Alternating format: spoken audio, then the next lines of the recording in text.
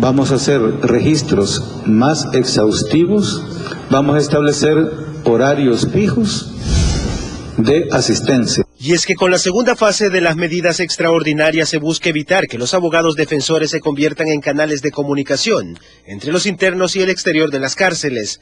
Asimismo, incluye ampliar los anillos de seguridad en las comunidades cercanas y atacar las finanzas de las pandillas. Aquí comienza lo que se preguntaba también, ¿qué sigue en las medidas extraordinarias? Pues lo que sigue es golpear a toda la estructura financiera y golpear toda la estructura patrimonial de la estructura criminal. Y es que el tema de la inseguridad provocada por estos grupos ha generado que los países que conforman el Triángulo Norte unifiquen esfuerzos para contrarrestar el accionar de las pandillas. Con esta mayor coordinación, con este mayor nivel de patrullaje que vamos a hacer entre las Fuerzas Armadas de los tres países en las fronteras, pues vamos a lograr ser más efectivos y además también realizar operaciones conjuntas que nos permitan un mayor de eficacia en el combate contra el crimen transnacional. Pero el tema de la inseguridad no es la única prioridad del gobierno. El tema fiscal se encuentra bajo la lupa, luego que el mismo presidente aceptara que las finanzas del Estado comienzan a dar signos de alarma,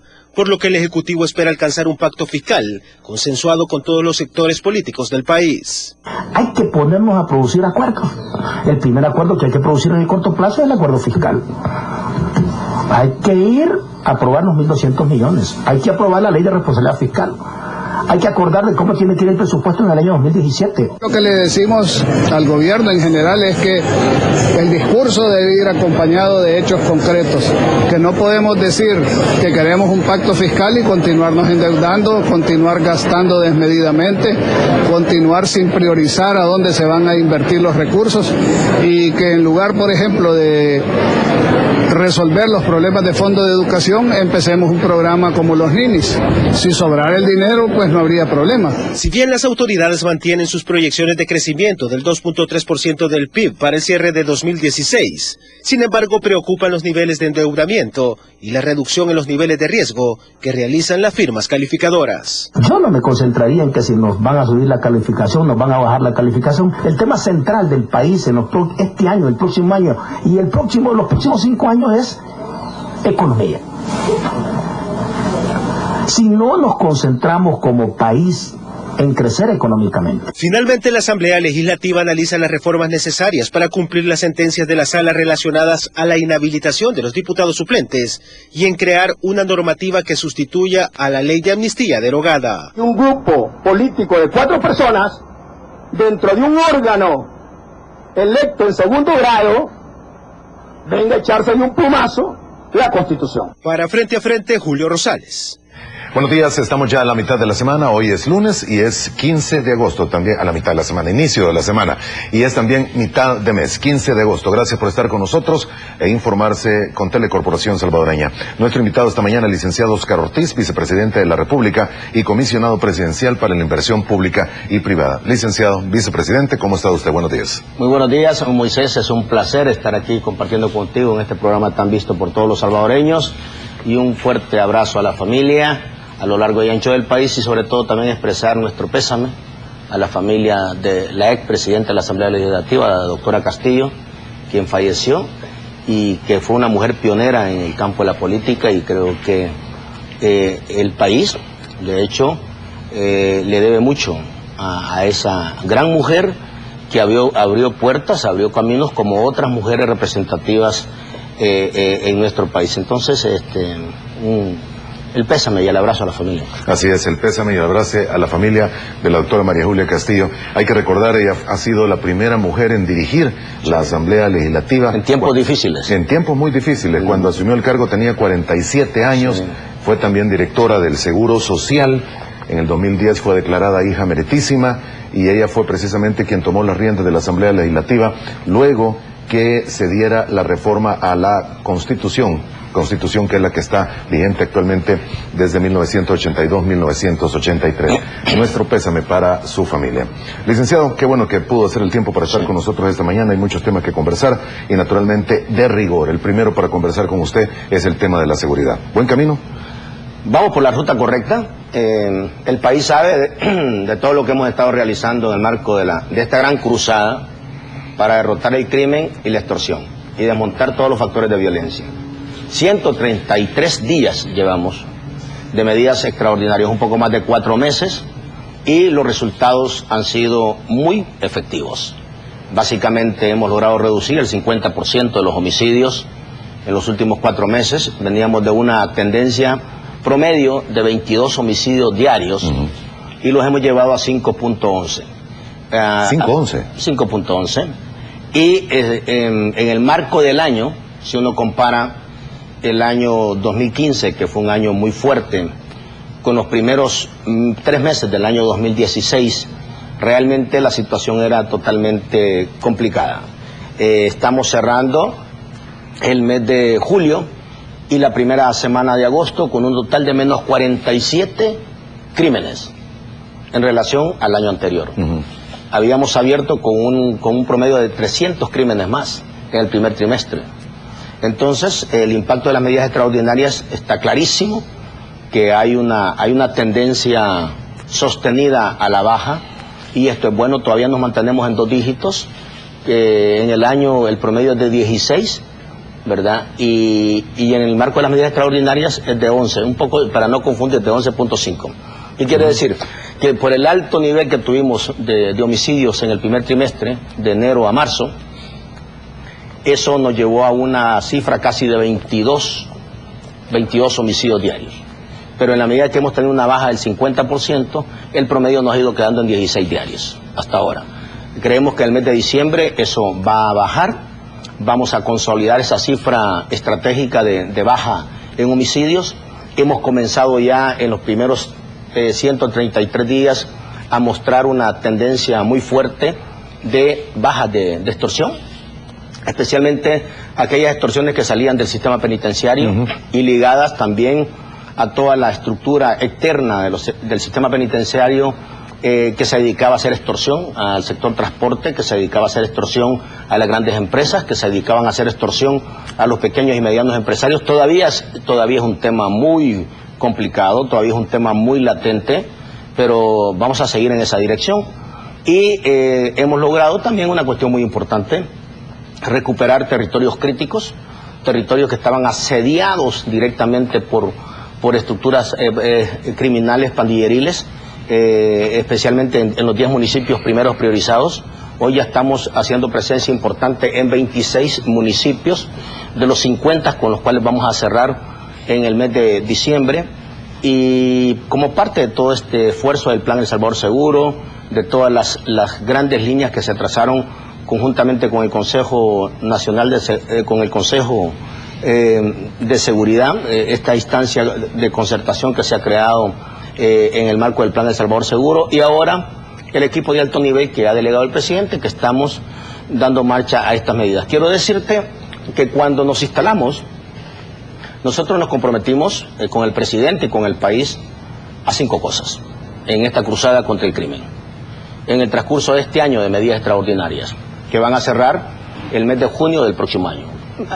Digamos mayo del otro año.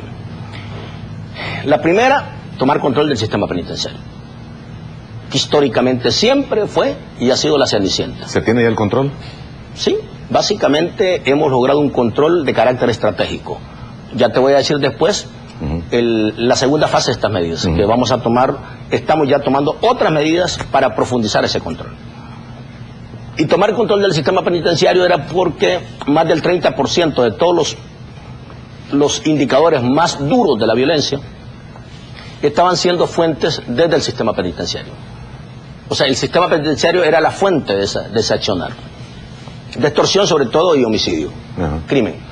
Entonces, creo que eso es importante. Segundo, revertir la actividad criminal. Eso implica golpear estratégicamente la estructura del crimen y golpearlas al fondo.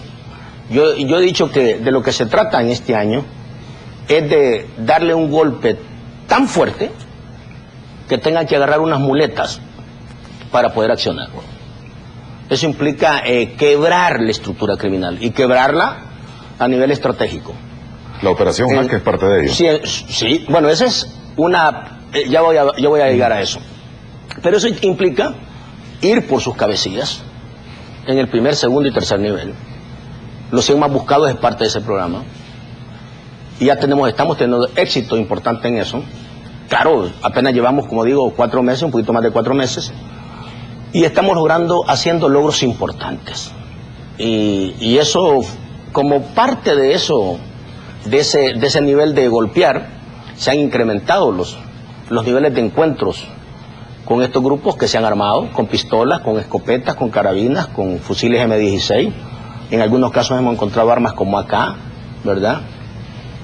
Y son estructuras que, debido a la presión que hemos tenido en las comunidades más asediadas, han tenido que correrse, han tenido que irse para las orillas, o esconderse, o clandestinizarse, o buscar los montes, los cerros, los bosques, y ahí los andamos siguiendo y los vamos a seguir ahí persiguiendo. Entonces, golpear estratégicamente, o sea que tengan que agarrar unas muletas para poder accionar. Tercero, hay que golpear a la gemela, y eso fue la operación Jaque, que ha tenido un gran éxito, que ha sido una de las primeras señales de lo que va a ser en los próximos meses el golpe directo a la sangre que mantiene y que le da estímulo a la estructura criminal, que es el dinero que proviene de la extorsión, los patrimonios que tienen construidos a partir de la extorsión. Son escandalosamente millonarios. Sí, entonces hay que ir por las propiedades, hay que ir por los vehículos, hay que ir por los recursos que tienen en el dinero, hay que inmovilizar esos recursos, y eso es lo que hemos empezado a hacer. Lógicamente se requiere para esto no solo una buena investigación, se requieren buenos recursos, buena inteligencia, que es lo que estamos construyendo ahora, y básicamente ahí en un trabajo articulado entre la policía, la fiscalía y otros órganos auxiliares. Y aquí paso para felicitar a nuestros héroes, a nuestra Policía Nacional Civil, la excelente coordinación que hemos tenido con la Fiscalía General de la República, y por supuesto el apoyo estratégico que nos están dando las Fuerzas Armadas en esta tarea de acompañar esta cruzada. Y dicho eso, hay otro objetivo que tenemos, que básicamente es garantizar un control gradual y más efectivo del territorio. O sea, la idea es limpiar y controlar territorio. Esa es de las tareas más complejas, porque vamos a requerir cada vez de una mayor participación de la comunidad, y para lograr una mayor participación de la comunidad, de la gente, necesitamos confianza. Generar confianza, certidumbre, de que esta cruzada que estamos haciendo no va a ser por una semana o por un mes, y que de repente vamos a pasar y ya no vamos a regresar, y que nos vamos a ir, y que ya la fuerza pública o la fuerza del Estado ya no va a estar presente en esa comunidad. No se trata de eso. Se trata de mostrar que el Estado tiene que estar permanentemente dando seguridad a esa comunidad, a esa familia. Y por último es que para esto necesitamos movilizar una cantidad de recursos financieros, y eso, por eso yo agradezco en mi calidad de coordinador de esta cruzada de medidas extraordinarias asignada por el presidente, por el acompañamiento de la Asamblea Legislativa. Ha sido realmente invaluable el acompañamiento de la Asamblea Legislativa, de la Comisión de Seguridad y Narcoactividad, de la Comisión de Hacienda, no solo por la aprobación de los 152 millones, sino también por la aprobación reciente de esta semana que acaba de terminar, del decreto especial donde se establecen las partidas que van para cada una de las unidades que están actuando. Y dentro de estas unidades son 4 los ejecutores fundamentales: el Ministerio de Seguridad Pública y Justicia a través del sistema penitenciario, nuestra Policía Nacional Civil, la Fiscalía, nuestras Fuerzas Armadas y la Fiscalía General de la República, que por cierto, soy de los que estoy convencido, al igual que el presidente y otros funcionarios, de que hay que fortalecer la Fiscalía, como hay que fortalecer estratégicamente a la policía, por una sencilla razón: porque la historia no se termina acá. La historia sigue en los próximos 5 o 10 años, y necesitamos entes ligados a la seguridad ciudadana que estén fuertes, entes que se concentren en llevar seguridad a la familia, y que entonces eso implica dotarlas de recursos, dotarlas de tecnología, dotarlas de todo el instrumento que se requiere para ser mucho más fuerte que el crimen, mucho más fuerte que cualquier acto ilícito Y esto implica que a nuestra policía hay que darle los mejores recursos. Y a la Fiscalía hay que darle los recursos. Nosotros acordamos con la Fiscalía en el marco de las medidas extraordinarias darle 7.5 millones de estos fondos para vehículos, porque la Fiscalía tiene una cantidad de vehículos que están ya hasta de 15, 20 años. De hecho, también se le ha dado a la Fiscalía, se le ha facilitado un fondo de préstamos para construir sus propias instalaciones, que son instalaciones estratégicas que va a tener la Fiscalía en el corto plazo, y es importantísimo. Y también de la contribución especial se acordó con la Fiscalía darle un monto para poder contratar a 100 fiscales más. Casi los 100 fiscales, por lo que hablé con el fiscal en días anteriores y su equipo, ya están contratados casi todos, los 100 nuevos fiscales. ¿Usted habló con el fiscal hace poco? Sí, hablamos con el fiscal, sí. ¿Ya están contratados casi los 100 fiscales? Sí, ya esa tarea casi está cerrada. El fiscal puede dar datos más específicos, pero nos alegra que ya casi 100 fiscales más ya estén contratados como producto de este fondo que ha salido de la contribución especial. ¿Y son contrataciones que tienen sostenibilidad en el tiempo? De hecho, hay que darle sostenibilidad en el presupuesto. Exactamente. Por eso, yo creo que eso es importante. No vamos a contratar 100 fiscales para después ya no tenerlos, pues no tendría sentido. Entonces, creo que esta parte de cortar el flujo financiero es importante, y por eso yo me detuve ahí con el trabajo articulado que tenemos con los entes, y eso requiere fortalecimiento financiero, y esta distribución va para estas instancias. Entonces, estamos en esa dirección, y hoy vamos a dar un paso de una segunda fase de estas medidas extraordinarias, que se van a concentrar en 3 niveles. En toda una reingeniería en el sistema penitenciario, que ya la tenemos en marcha, la arrancamos hace 15 días. En fortalecer y potenciar los golpes a las finanzas y al patrimonio de las estructuras. De las estructuras criminales, que es importante, y en la recuperación de territorio de manera estratégica, incluyendo el esfuerzo articulado que tenemos en el Triángulo Norte, que en la medida que presionamos los países, en el caso de El Salvador, que tiene una estrategia ahora sólida de persecución a la estructura criminal, la información que tenemos es que, al igual que en Honduras, se han empezado a ver las posibilidades de correr hacia la parte norte, lo que yo le llamo territorios grises, donde se comparte con los 3 países, entre Guatemala, Honduras y El Salvador, y entonces la reunión oportuna y efectiva que se desarrolla aquí en El Salvador, con los ministros de seguridad de los respectivos países, para tratar de poner ahí, reforzar pinzas operacionales que nos permitan no solo garantizar una mayor seguridad en nuestras zonas fronterizas, sino también tratar de atajar cualquier corrida de la estructura criminal, ya sea de El Salvador, de Honduras o de Guatemala, a puntos específicos como esos. Bueno, requiere un esfuerzo grande de la policía y de todos los órganos del Estado. Requiere una inversión millonaria también. Bueno, es que hay un asunto que yo creo que es bueno en este momento, en este tipo de programas, como lo vamos a hacer en otros. Es bueno, Moisés, saber por dónde va la ruta. A veces no tanto la información pequeñita, porque suele ser información hasta un poco reservada para efectos de tácticos, digo. Pero a tu pregunta, es bueno que el país se dé cuenta de lo siguiente. Nosotros estamos perdiendo por violencia en los últimos 20 años entre el 13 y hasta 16% del Producto Interno Bruto. Costos generados por el tema de la inseguridad, ya sea de manera directa o indirecta. Es un costo altísimo. Entonces, ¿cuál es la mejor inversión que podemos hacer en los próximos 5 o 10 años? Asegurarnos de que toda la estructura que tiene que ver con el combate al crimen, toda la estructura que tiene que ver con el combate a actividades de narcotráfico, actividades ilícitas que golpean la calidad de vida de la familia salvadoreña, y todas aquellas formas de activación de violencia en la comunidad que requieren de una inversión estratégica en materia de políticas públicas de inclusión, deben ser activadas. Y aquí tenemos que poner prioridades.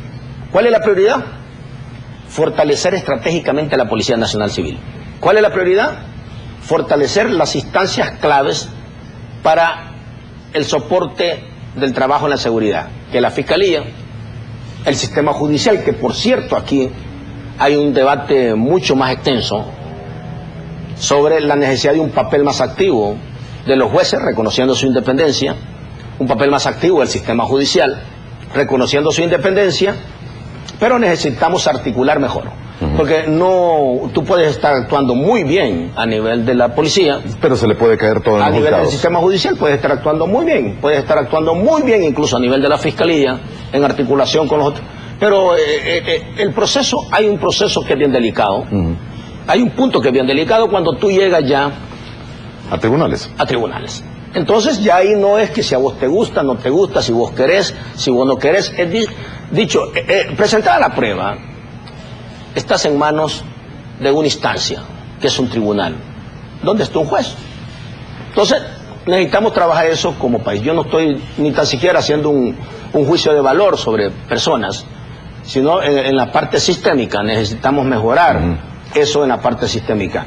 Y lo otro es que necesitamos, lógicamente, movilizar mucho más recursos para mandarle un mensaje clarísimo al crimen, porque aquí también la gente tiene que el país, tenemos que tomar conciencia de que nos estamos enfrentando al mundo criminal.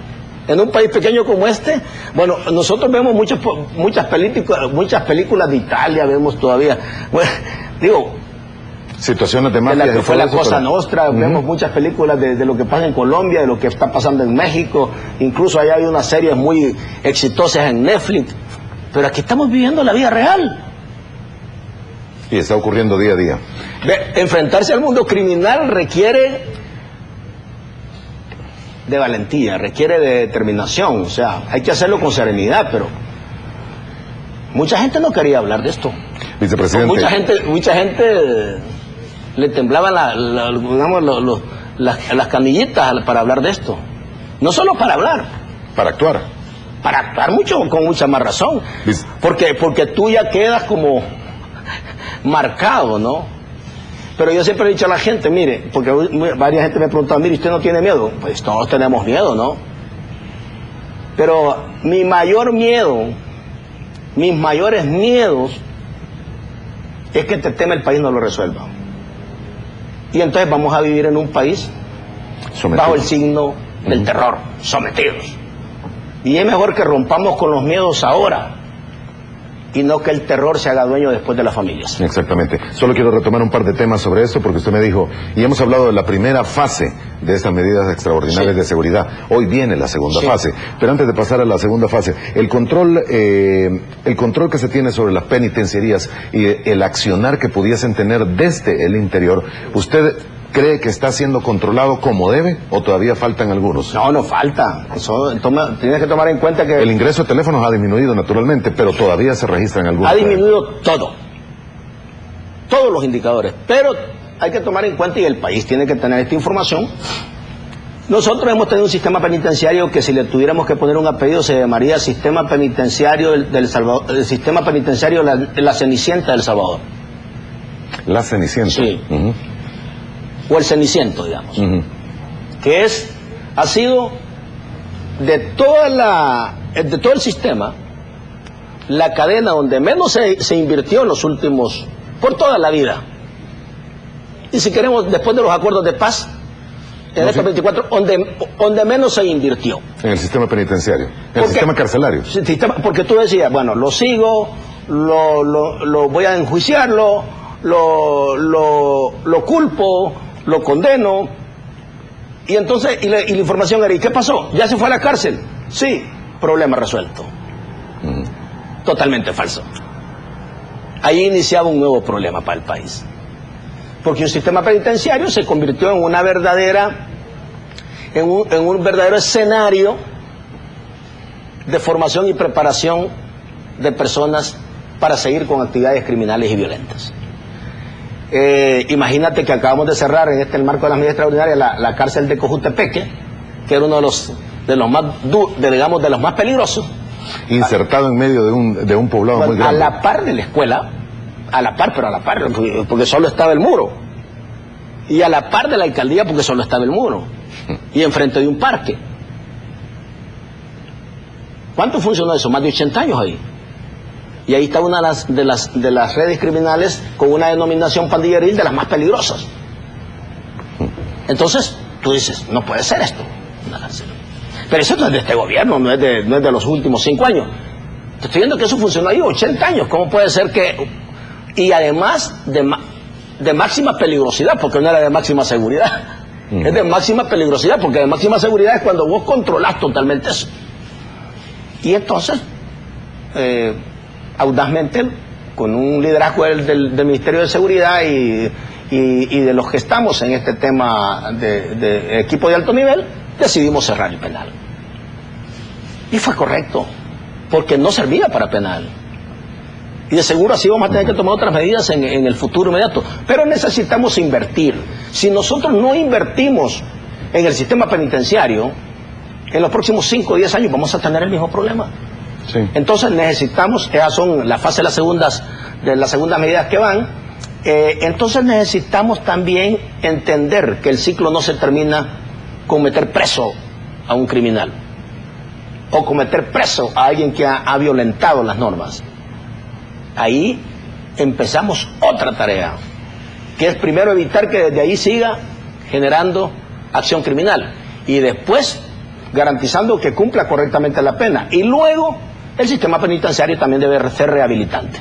Así es. Y en ese concepto Para buscar la rehabilitante vamos reinserción a ver al final. cómo están las demás medidas. Así es. Bien, voy a hacer la primera pausa, vicepresidente comercial, y regresamos con la segunda fase de estas medidas extraordinarias. Tenemos que hablar un poco también de los fondos y la inquietud que existe de muchas personas que dicen, bueno, ¿y va a haber más impuestos entonces para lograr cumplir con todo esto? ¿O se necesita más dinero? ¿O cómo va a ser? Volvemos en 2 minutos y medio.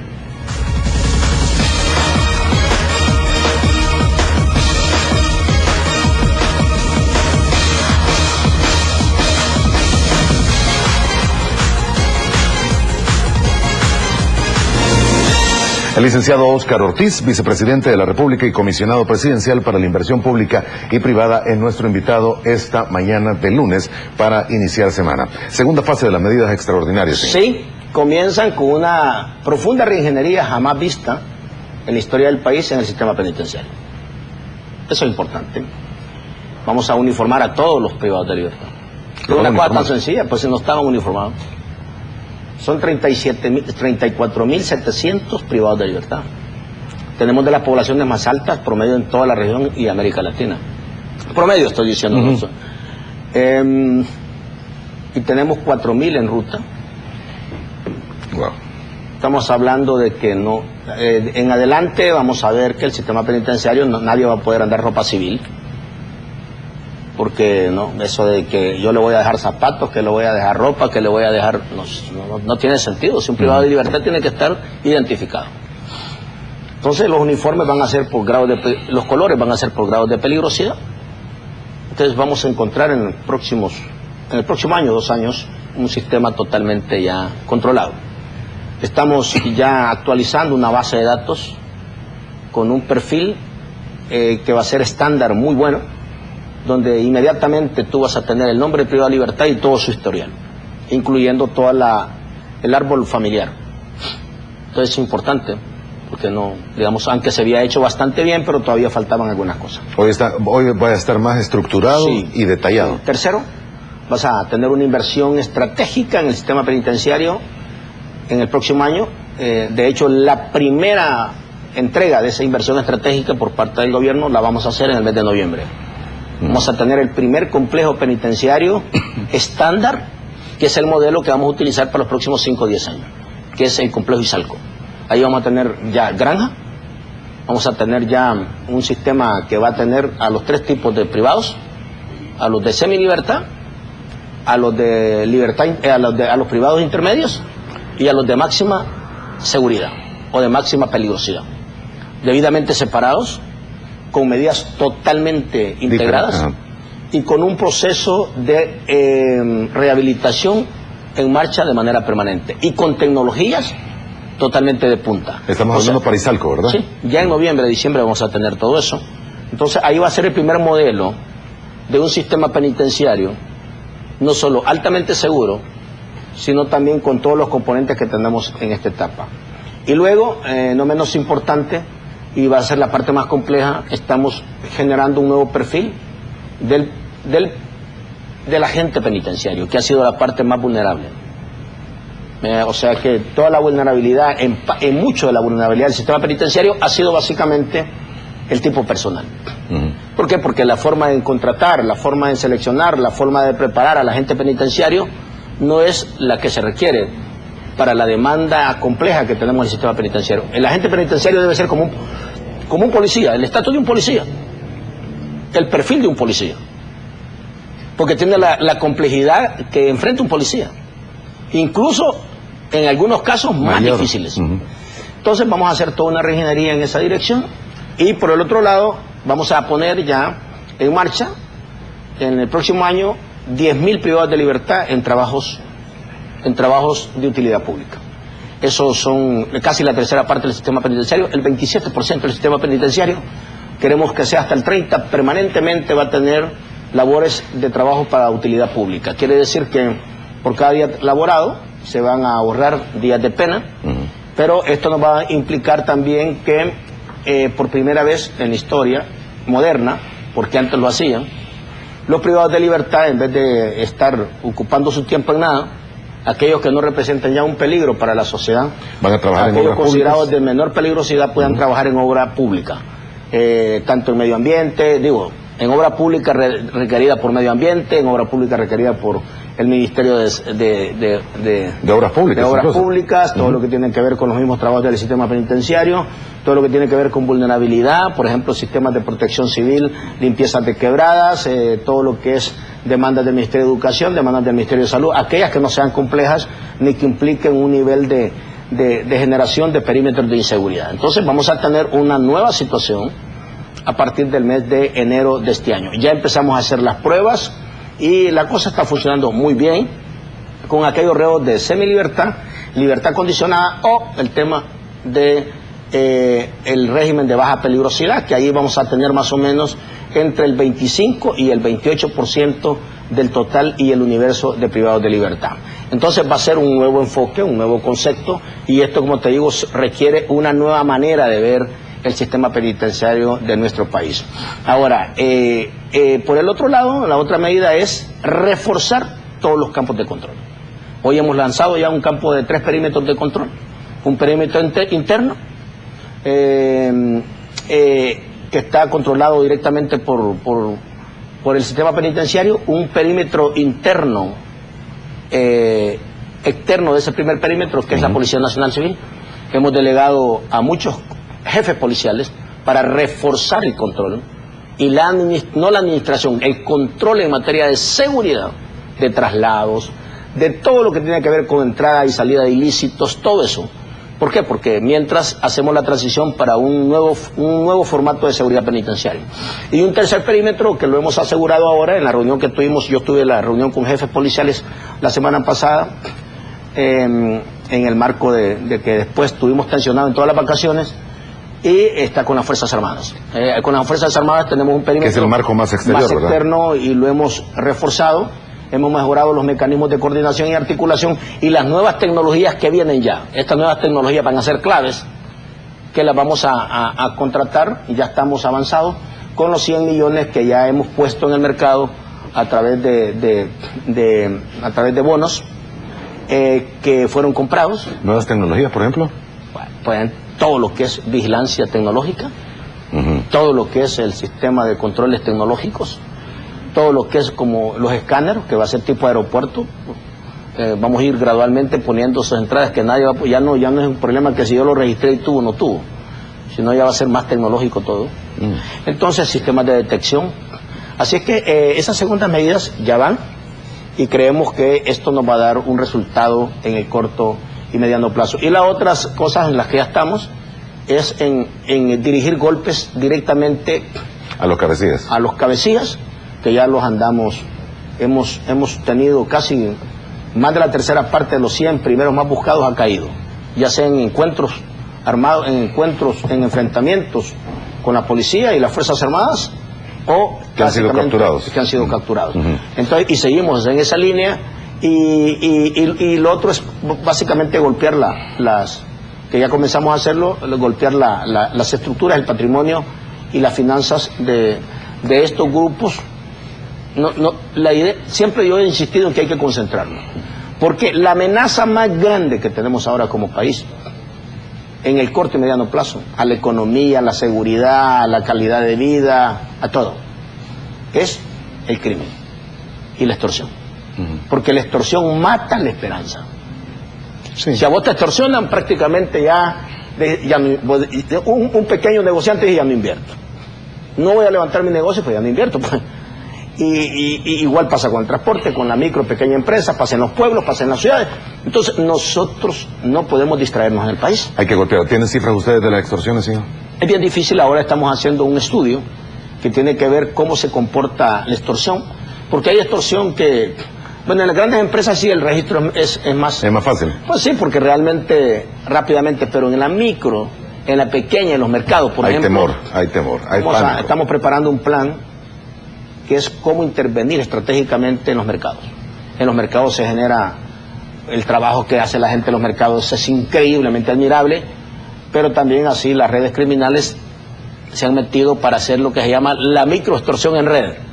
Entonces, que nos permite también que nuestro microempresario pueda salir adelante. Entonces, estas segundas fases no podían ser puestas en marcha con solidez sin un soporte de financiamiento. Y eso es lo que hemos tenido por parte de la Asamblea Legislativa. Hay gente que me pregunta, ¿y los 152 millones son suficientes?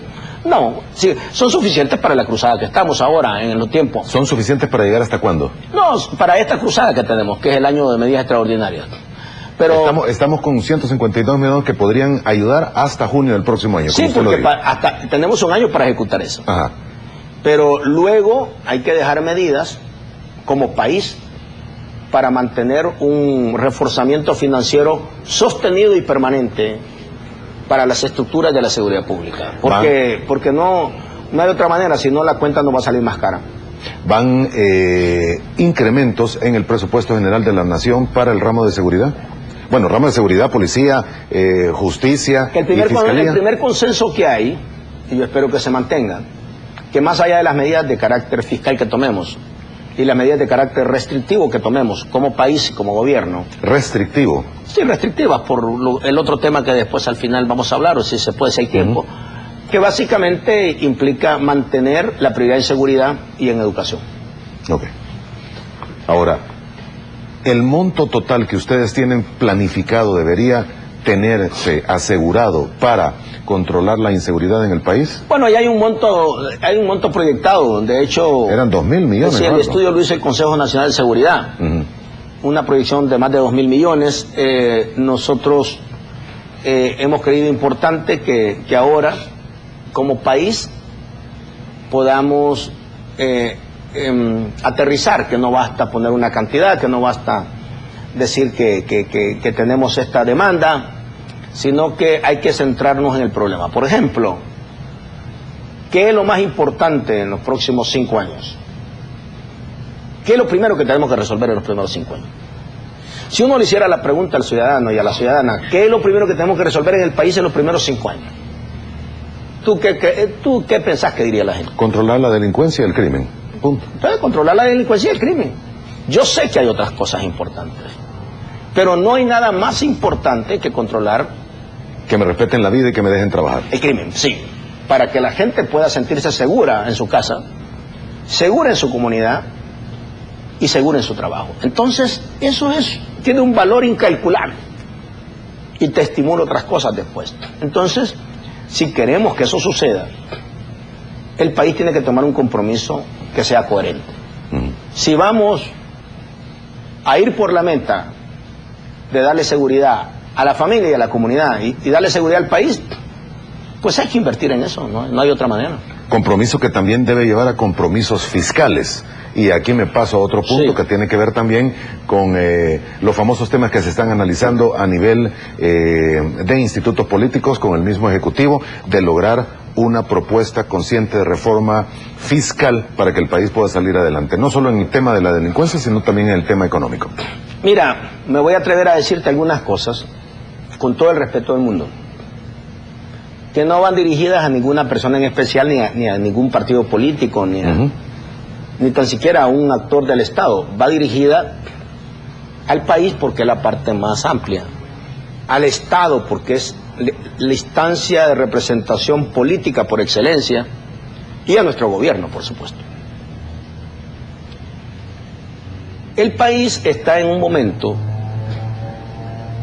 donde después de 24 años de acuerdos de paz, hemos construido un sistema democrático tierno, yo diría en crecimiento y en expansión. O sea, yo creo que tenemos que sentirnos orgullosos, más allá de nuestras dificultades, de que después de una cruenta guerra y después de un enorme enfrentamiento histórico, el país pudo ponerse de acuerdo y construir unas nuevas bases sustentadas en la Constitución para generar nuevas formas de convivencia social. Eso está en marcha y lo hemos construido entre la izquierda, la derecha, el centro, como se quiera llamar. Y ahí vamos. El tema es que tenemos dos situaciones: una amenaza mayor, que es la que acabamos de hablar, y otra amenaza que, aunque no se conozca de manera muy palpable en el día a día para la gente, si no tenemos cuidado, nosotros mismos, como Estado y como país, podemos mandar al traste todo lo que se ha hecho. Todo lo que se ha hecho. ¿Qué implica no ponernos de acuerdo en una cosa que no debería ser demasiado difícil, en un acuerdo fiscal? Porque el tema fiscal que tenemos no es que ahora sea grave. De hecho, nosotros venimos de un 6% del déficit y estamos en un 3.3%, de lo cual representa 1.9% de las pensiones. El tema, incluso si lo explicas así, también la gente allá afuera no se entiende mucho. Pero ¿de qué estamos hablando? Lo que estamos hablando es simple y sencillo, lo que puede pasar en cualquier familia. Es que estamos en un momento donde, por razones estructurales, por razones históricas, por la forma en que se trató el tema de las pensiones, por la forma en que ha ido generándose el tema de los ingresos, por la forma en que se han ido generando el tema de los gastos en los últimos 24 años, y con la acumulación histórica que hemos tenido para invertir en políticas de inclusión social, para invertir un poquito más en educación, etcétera, hemos llegado a un punto donde los gastos son mayores que los ingresos, históricamente hablando. Y entonces ahora tú tienes un problema de caja, tienes un problema de efectivo, lo que se llama en casa: yo tengo un salario, tengo un presupuesto, pero tengo un problema. Mi familia está endeudada, los salarios que ganamos los dos en la casa nos alcanzan para pagar la letra del banco, la letra de la casa, pero no para más. Pero no nos alcanza para comprar ropa, no nos alcanza para, mucho menos para ir a pasear, digamos, en términos familiarmente hablando. Entonces, ¿qué toca? Refinanciar esa deuda a más plazo, con un interés más adecuado, para bajar la cuota e invertirla en otras cosas, o pasar a que otro de la familia trabaje. ¿Algún otro le diría apretarse el cinturón también? No, antes de... aquí voy. O que otro trabaje. O si no, dejar de gastar. Pero todo eso tiene, esto es importante que digamos que lo comparta contigo, con el país. Pero todo eso hay que tener cuidado. Porque si yo restringo demasiado la actividad del gobierno, del Estado, y me soco demasiado el cincho, me puedo ahogar. Porque dejo de comprar. Por ejemplo, ¿qué se llama austeridad? ¿La austeridad qué es? Yo digo, si yo tenía 10 para comprar, solo tengo 5. Esos 5 que no compro, ¿a quién se los dejo de comprar? La austeridad también puede entenderse como no gastar en lo innecesario. No, a eso vamos. Lo que te quiero decir yo, que hay que tener cuidado en el sentido de no... Otros lo resuelven en Estados Unidos generalmente, son economías que tienen... Yo tengo una visión más de crecimiento económico. Mi visión siempre ha sido, si queremos salir de la crisis, y es la visión que tiene el gobierno, hay que crecer. Hay que generar empleos masivos. Hay que multiplicar empresas. Hay que generar más exportaciones. Hay que generar más ingresos por la vía de salarios. Hay que hacer más negocios entre nosotros. Y el Estado tiene que tener una política de austeridad sin dejar de invertir en las áreas estratégicas, como es educación, seguridad y salud. Y entonces, sí, ponernos de acuerdo, y poner de acuerdo fiscalmente, ¿qué quiere decir? Ahora, en este momento, si como país, como Estado y las distintas fuerzas políticas En este momento no pasamos a un pacto fiscal específico que implique aprobar los 1.200 millones que están ahí, aprobar una ley de responsabilidad fiscal que ya se está discutiendo ahorita, y ponernos de acuerdo básicamente en el presupuesto del año 2017, que debe incorporar ya una política de restricción de gastos que no vaya a golpear el crecimiento económico. La cuenta nos va a salir más cara. ¿Por qué? Porque va a ser así, mira. Como cuando tú dije, como no tengo dinero, no puedo pagar la letra del banco. ¿Y qué te toca entonces cuando no puedes pagar la letra del banco? Empezar a entregar la casa. Pero lo primero, ¿qué es lo que te hacen? ¿Recortarle su sueldo? No, cuando tú no puedes pagar 2 meses del banco, ¿qué es lo que te hacen? El interés se te multiplica. Sí.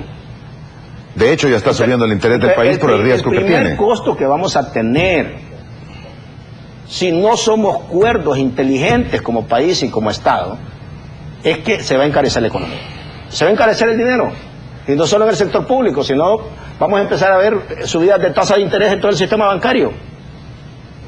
Entonces, eso nos va a golpear a todos. Le va a golpear al sector privado, le va a golpear... ¿Quién gana? ¿Gana Arena? No. ¿Gana el FMLN? No. ¿Quién pierde? ¿Quién pierde el país? Pierde el país, porque ahora perdemos un factor de oportunidad. Estamos creciendo, otros países están decreciendo. Nosotros estamos creciendo. ¿El crecimiento que tenemos es insuficiente? Sí. ¿Necesitamos crecer más del 2.5%? Sí. Pero para eso son los acuerdos. No solo necesitamos un pacto fiscal, necesitamos un pacto económico. El país necesita ser audaz. El país necesita un nuevo acuerdo económico. Que en los próximos 5 años, 10 años, estas van a ser las 3 medidas que nos permitan crecer más allá del 3%. Más allá del 3% del PIB. En una economía dolarizada es difícil. ¿Pero se puede hacer? Sí, se puede hacer. Pero necesitamos ser pragmáticos. Entender que nadie ni el Fondo Monetario, ni el Banco Mundial, ni el BID, ni el AID, nadie nos va a resolver el problema que nosotros no seamos capaces de resolver. Y los salvadoreños tenemos que entender eso. Y porque somos gente capaz, somos gente dinámica, pero a veces le damos mucha vuelta a las cosas. Primero pongámonos de acuerdo y después pues sí, dejemos que los demás ese es el ayuden. mensaje, pongámonos de acuerdo y después vayamos a negociar con los demás. Ahora, no podemos ir a negociar con los demás sin ponernos de acuerdo nosotros. Exactamente. Solo para ir a la última pausa que tendría que haber ido ya hace 5 o 10 minutos, vicepresidente, el Confidencial del diario El Mundo, dice hoy en la mañana, dicen que una Secretaría de Estado siguen las contrataciones abundantes de personal en Casa Presidencial y que en los últimos 2 meses, junio y julio, al menos 12 personas han sido contratadas en esa secretaría. Bueno, no, es Confidencial del Mundo. No tengo conocimiento, me has agarrado, es una información que no te puedo ni confirmar ni pero de hecho, ¿sabes? Le hago esta pregunta y le menciono este caso, que es lo que publica un periódico hoy, porque cualquiera pudiese decir, mire, estamos en malos tiempos de vacas flacas, no hay que abrir la casa con más contrataciones. Te voy a dar un dato, mira,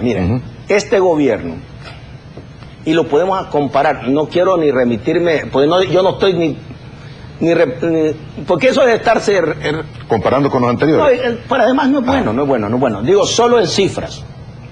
Nosotros venimos del 6% del déficit fiscal y lo tenemos casi en la mitad. Imagínate tú. Y cuando te estoy diciendo eso es una prueba que en relación a administraciones anteriores, todos tus gastos y todas tus erogaciones en materia pública han bajado. Y de seguro que por lo que tenemos planteado hacia el futuro, van a seguir bajando. Y se van a seguir restringiendo. Muy bien, vamos a la última pausa. Regresamos en 3 minutos.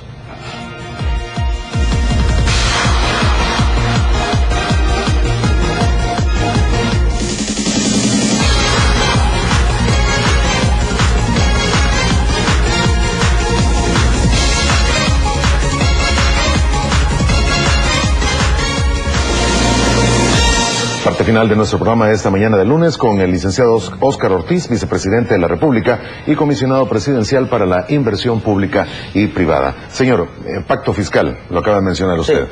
Sí. ¿Es posible? Sí, ¿verdad? Debe ser posible. Debe ser posible. Y a corto plazo. Y hay que buscarlo con urgencia. Sí. Ok. Préstamos pendientes tenemos también.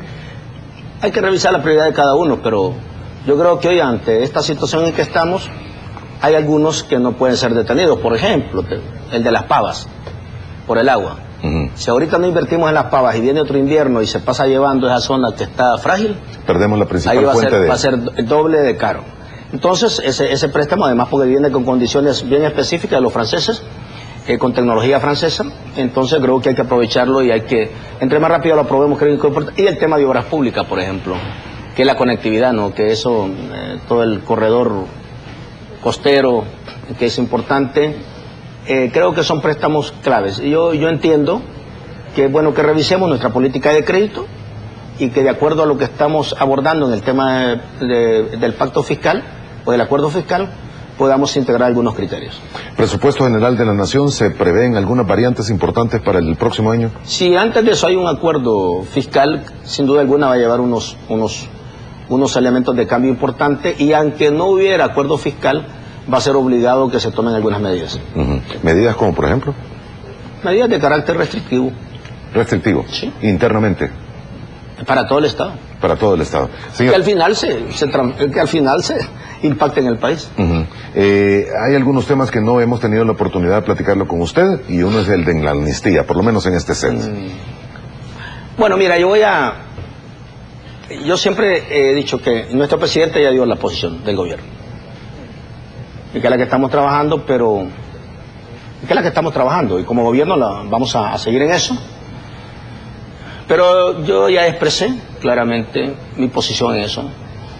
Estoy en desacuerdo total con esa decisión de los 4 miembros de una instancia clave en nuestro país. Venir a interpretar hoy 12 años de conflicto, en el cual corrieron ríos de sangre, en el cual pusimos una alta cuota, todo el pueblo salvadoreño, unos en calidad de víctimas y otros en calidad de victimarios. Yo tengo las dos partes porque, digamos, mi familia fue exiliada totalmente, solo yo me quedé en el país. Perdí mis 2 hermanos mayores y perdí familia. O sea, uno murió preso y torturado en las cárceles de la Guardia Nacional y otro murió en una emboscada en la zona occidental. Pero yo fui protagonista del conflicto también. Entonces a mí no me puede venir a decir alguien de corbata en una oficina 24 años después que aquello que se hizo no tiene sentido. Porque aquello que se hizo fue clave para estos 24 años que tenemos construida esta democracia tierna. Entonces no se puede venir con una cuestión tan simple a presentarle al país con una capita de Superman a decir lo que mejor conviene es esto. Tú me preguntas por la extradición, no estoy de acuerdo. No está de acuerdo. No, a estas alturas no. Porque respeto mucho a las partes. Respeto mucho a los combatientes caídos, sean soldados, guerrilleros. Respeto mucho a las familias que fueron golpeadas, de soldados, de guerrilleros. Fue un conflicto por el cual nunca más tenemos que pasar. Y reabrir las heridas de ese conflicto en un país que todavía se debate en cómo construir esta tierna democracia es sumamente complicado. Y si este tema no se maneja bien y se llega a sentar precedentes de una situación que fue por destino, no porque yo escogí personalmente ese momento, puede traer consecuencias nefastas al Salvador. Las nuevas generaciones que ahora tienen 20 años, mis hijos, por ejemplo, mi hijo menor tiene 25 años, yo he tenido que contarle cuál es la historia. Posiblemente para la nueva generación de 15, 30 años, quizás esa historia no tenga razón ni sentido. No tenga razón ni sentido. Y ni la conocen. Y ni la conocen, pero todos los países han pasado por momentos muy difíciles. Estados Unidos pasó por su guerra, Francia pasó por su guerra, Europa pasó por su Segunda Guerra Mundial. Y nosotros pasamos por nuestra guerra, nosotros hemos tenido perdón, momentos muy difíciles.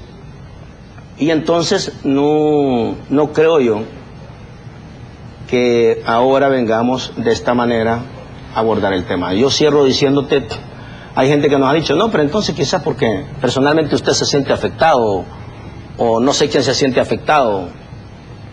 Yo le digo, somos como ciertos casos que se presentan, nosotros ya venimos de donde asustan, y por eso hoy cuando estamos enfrentando al mundo criminal tampoco no me sobresalto. Pero una cosa es eso, y otra cosa es jugar con la historia. Y la historia, cuando se habla de El Salvador en los próximos 50 años, 100 años, siempre se va a hablar El Salvador antes de los acuerdos de paz en el 92. Y después. Y El Salvador después de los acuerdos de paz en El Salvador. Así es que no se vale jugar con eso. Muy bien. Vamos a terminar aquí con esta reflexión suya, que me parece muy importante, muy delicada. No, y te la digo no solo, no te la digo en un sentido ni revanchista, no es contra nadie. Pero me parece, es demasiado, tiene muchas cosas, ¿no? Yo, digamos, cuando uno revisa todo eso, yo vuelvo a recordar todo lo que me pasó. Y lo que le pasó a mi familia. ¿Se arrepiente de lo que pasó? No, porque me voy a arrepentir. Uno no se tiene que arrepentir de su historia y de las cosas por las cuales soñó y por las cosas. Y siempre hay un libro muy bonito, pero hay algo que cuando hay dos amigos que nos pasó aquí a nosotros, un cura y un militar, y le dice el militar cuando el cura está muriendo, pero me sorprende que no te arrepientas de lo que has hecho. Y le dice, no amigo, le dice, yo no me arrepiento por lo que he hecho, le dice. Le respondió Hay el cura. cosas que uno hace, uno vive por lo que cree y uno muere por lo que cree. Cada uno de nosotros soñamos por lo que creemos y actuamos por lo que creemos y somos capaces de morir por ciertos sueños. Ese ha sido el mundo, esa es la historia, y esa es la historia de hoy y del mañana. Muy bien. Gracias por el tiempo, vicepresidente. Gracias por haber estado con nosotros esta mañana. Buenos días, y a usted también. Le esperamos y le invitamos para mañana a la misma hora, si Dios así nos lo permite.